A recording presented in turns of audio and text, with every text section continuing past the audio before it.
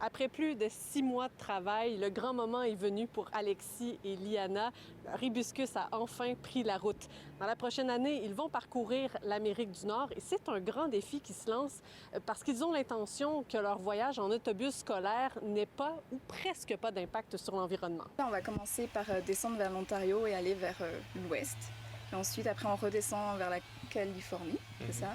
Puis redescendre au Mexique, puis après au retour remonter et faire l'autre côté des États-Unis et revenir au Québec.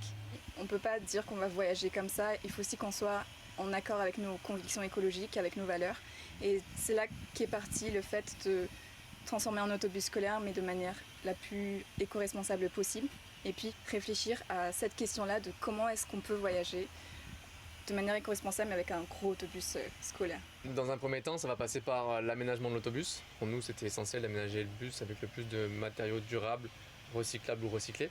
Le second, c'était cet autobus-là, il utilise une énergie fossile, il utilise du gaz. Donc, qu'est-ce qu'on va faire pour compenser ça ? Donc moi j'ai fait des calculs en regardant les émissions de CO2 d'un autobus au kilomètre et j'ai regardé le taux d'absorption d'un arbre à un âge moyen, etc.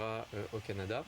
Et avec ces calculs-là, j'ai regardé combien il fallait qu'on plante d'arbres par rapport au nombre de kilomètres qu'on allait faire. Et les moyens qu'ils ont pris pour transformer leur autobus, ils sont aussi pour beaucoup.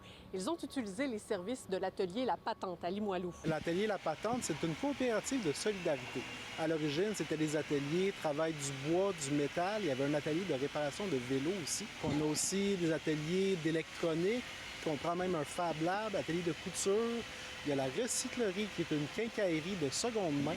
Tout ça, c'est du bois avec de récupération. Ça, c'était. Ici, on retrouve différents ateliers dans La Patente, atelier bois, atelier métal, atelier couture, atelier électronique, etc.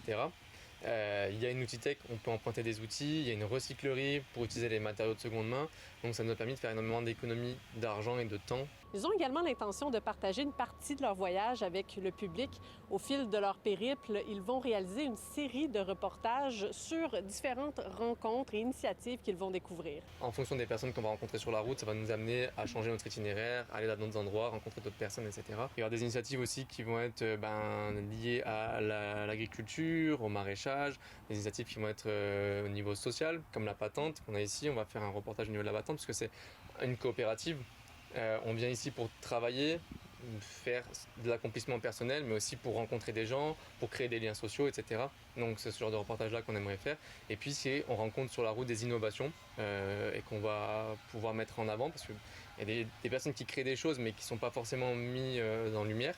Donc nous, c'est cette idée-là, c'est d'aller rencontrer ces personnes-là.